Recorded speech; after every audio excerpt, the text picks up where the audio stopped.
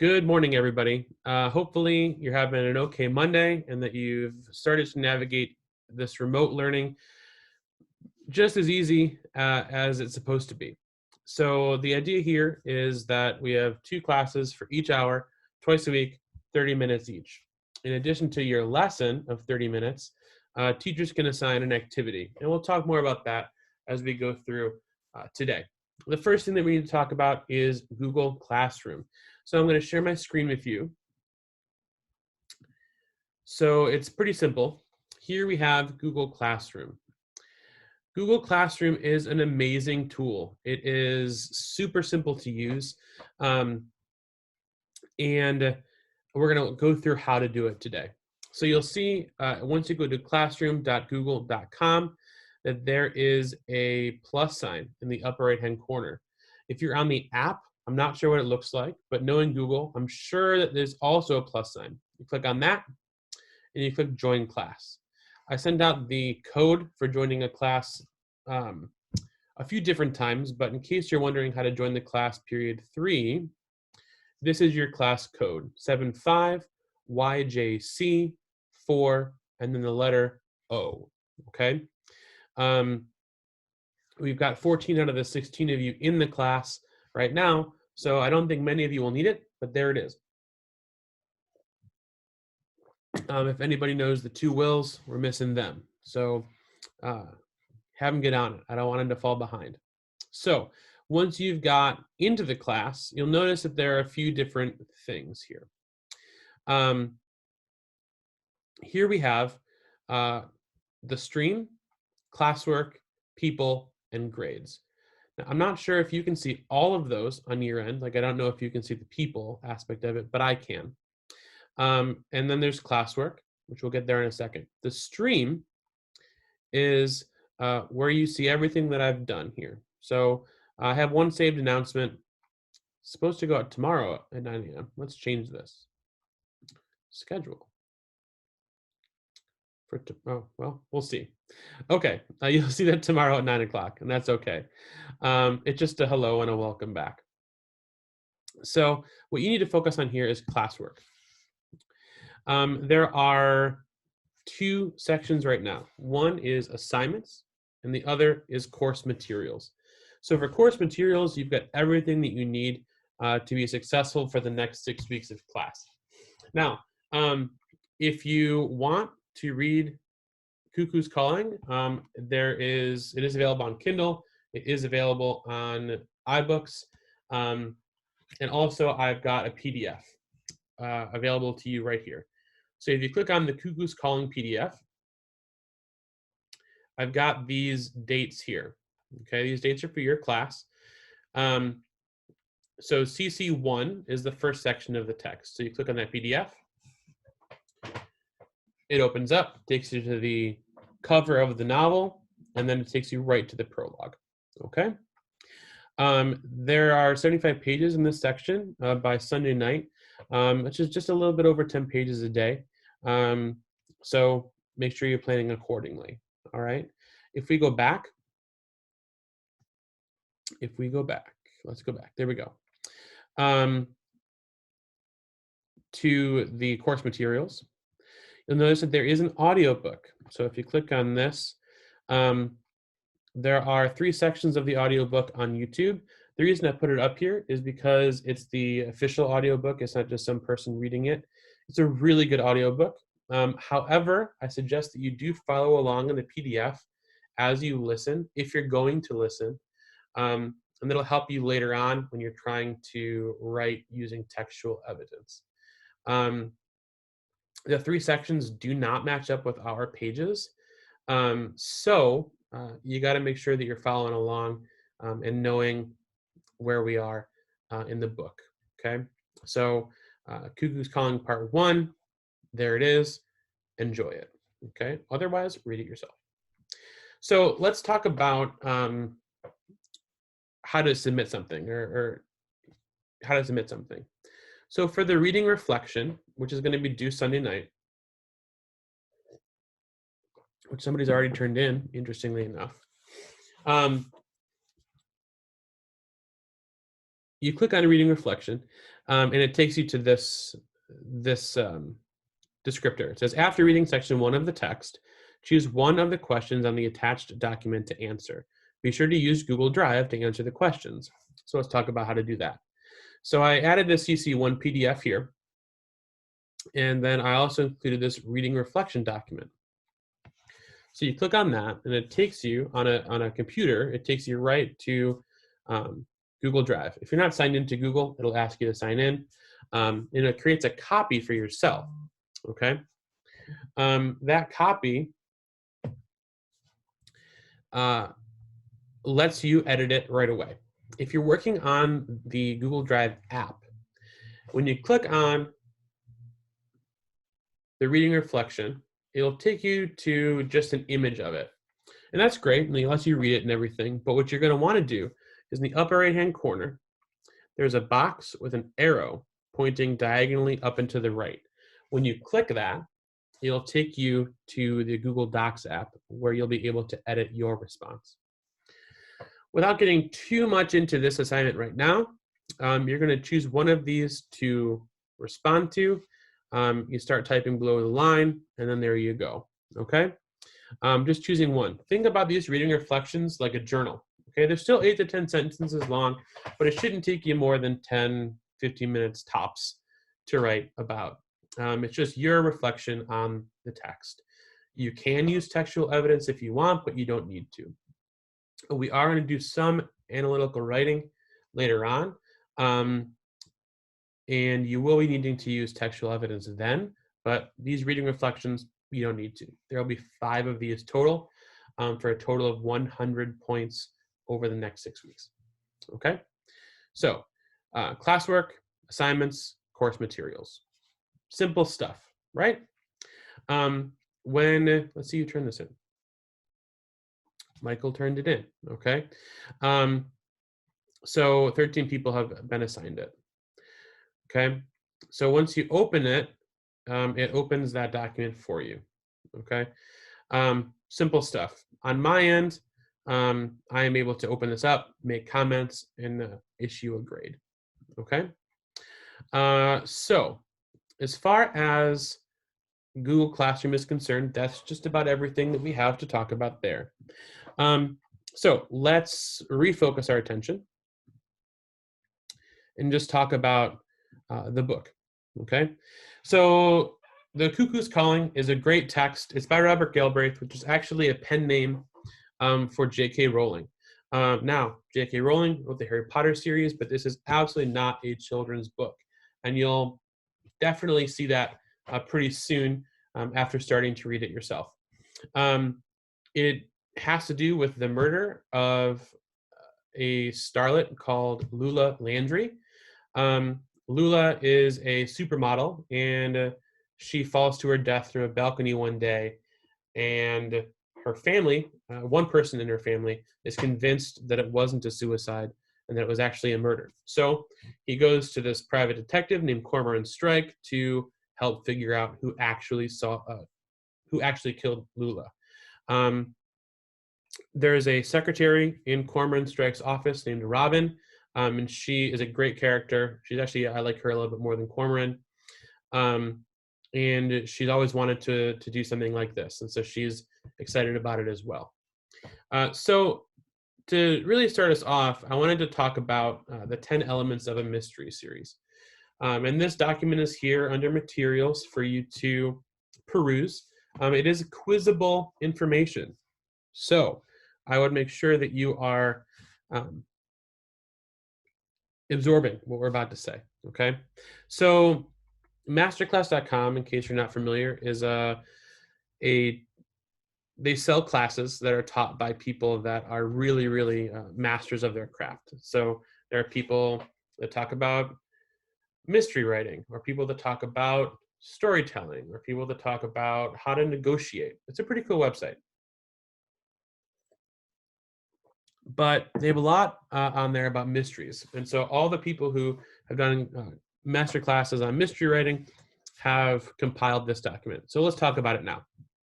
So there are 10 elements of a mystery story. I know that you've read Edgar Allan Poe in the past.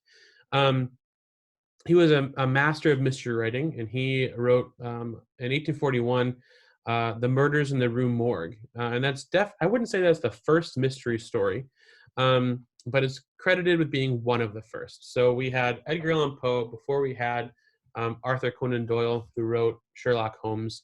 And we know how many different versions of Sherlock Holmes there are out in the world right now.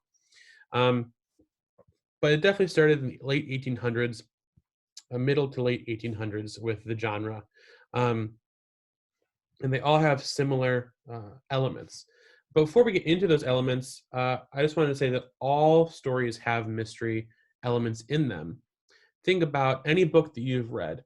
There's definitely some overarching question, some overarching mystery, especially in young adult fiction. Will this person escape something? What is causing something? Or who is working against someone else? Those are all elements of mystery. Also, mystery whodunits are so prevalent in television. So if you watch Criminal Minds, NCIS, Chicago PD, even Chicago Fire, has elements of mystery. Chicago Med, all of these different shows have to do with figuring something out, and that's just what a mystery is. How to Get Away with Murder. Even shows like Empire have a larger mystery for like an entire season. So mystery elements everywhere. Okay, so let's talk about it. First thing, a strong hook. So a great mystery should invite the reader in to try and solve the crime. Okay, and a great opening is super critical. The opening of A Cuckoo's Calling is the crime scene of Lula Landry on the ground after falling to her death. And it has to do with two detectives that are there that work for the London Police Department. So this is a big moment, right?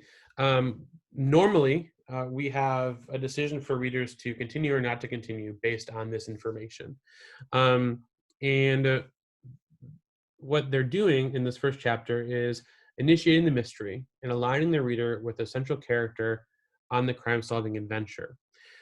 A little bit different here in Cuckoo's Calling is that we get this murder scene or this death scene, and then the next chapter we're introduced to Cormoran Strike. Number 2, an atmospheric setting. So setting is super important in this Cormoran Strike series. It takes place in London in the modern day. It takes place in real locations, and there's actually whole websites that's dedicated to finding out, where these things take place. Somebody wants to get into the meeting, so let me admit them. Hold on one moment. So, so an atmospheric setting is one of those elements of a mystery. So think of Sir Arthur Conan Doyle's Sherlock Holmes slinking through London fog in search of a killer. That's true. It happens. Okay. So let's continue talking about these elements here. So we've also got a crime, right? Every mystery novel needs a crime. It's the event that fuels the plot in a mystery novel. We need it, right? That's why it's there. The central conflict of this novel is who killed or did not kill Lula Landry. That is the essential bit here. And it sends the main character on the quest and spurs the narrative forward, right? So also a sleuth, right? How can we have a mystery novel without a sleuth? Somebody who is trying to figure it out. It's the heart of every mystery. Raymond Chandler created a private detective called Philip Marlowe, and those Marlowe novels were immensely popular in the middle of the 20th century. Here, our sleuth is called Cormoran Strike. What a funny name, right? But definitely very memorable. And what the writer does is they can raise the stakes by making the detective's personally invested in solving the crime. That's definitely part of this story as we move further along, and you'll see that as we go. They can center around an amateur investigator, an average citizen who solves the case. This happens a lot in young adult fiction. So I just read a great book called A Good Girl's Guide to Murder, and it was about a high school senior who solved the town's cold murder case. Amateur sleuth stories are super popular. The great thing about Cuckoo's Calling is that we have a private detective who is not an amateur, Cormoran Strike, and the secretary in his office who shows up on day one here, called Robin Ellicott, and she is an amateur sleuth who wants to be as helpful as possible. So you've got kind of both elements there. A villain. Now, the difference here in Cuckoo's Calling is that we don't know who the villain is, right, until the very end of the book, right? It's called a whodunit because we don't know who did it.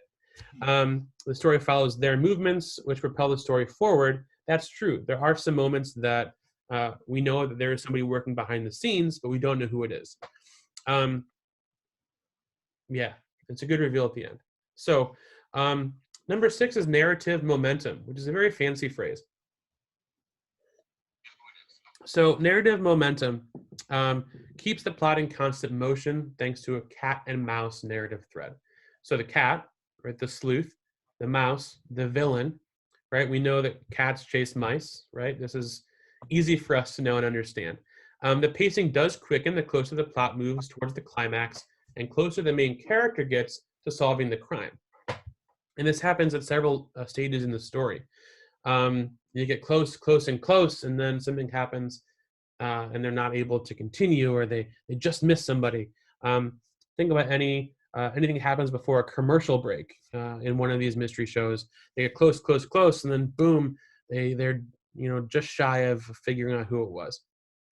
Number 7, a trail of clues. Clues are the literary element that allow mystery stories to engage readers on a deeper level than other types of fiction. The great thing here, and I love this line, the reader becomes an amateur sleuth, following the trail of clues to try to discover the identity of the culprit. So as you read a mystery story, right, you become an amateur sleuth yourself, right? Everybody wants to be able to figure out who the killer is before the book reveals who the killer is. And often used to have an organized writing process in order to keep track of what clues they're creating. So maybe you want to take some notes as you read about what clues there are. There's some foreshadowing about dropping hints in mystery stories. Cuckoo's Calling isn't heavy with foreshadowing, but they do have these larger-than-life characters in this story that might give some clues into what actually happened. Number 9, and this is the funniest phrase, red herrings. A good mystery throws the reader off track. Red herrings are an essential element in mysteries, and what they are is they are false clues that build tension by creating other suspects and distracting the detective and the reader and leading them away from the real culprit. So if you think back to an episode of Law and Order, right, usually around the 35 to 40 minute mark, the detectives think that they figured it out because of X, Y, or Z. But then they find out that that's not true, right? That clue that led them there is called a red herring. This book definitely full of some red herrings. And you're going to want to keep track of clues to figure out this book before the book tells you what happened. And then a satisfying ending. So in a mystery novel, the satisfying ending, of course, is figuring out the mystery, right? And definitely that happens in this book, and I don't want to give anything away, okay? So I'm going to stop sharing here. All right, so as we finish up the call, let's just as we finish up the call, we had just one person joining us today, which is great. You'll notice that I'm going to post these videos to the class stream as we go along, but of course, I'm happy to have people that are joining us. So were there any questions? Okay. No, I don't really have any questions. As long as I'm caught up, I think I'm good. Great. Yeah. Being caught up is important. So if there are no questions, I'm going to pause the recording, and then I'll be able to take some other ones too.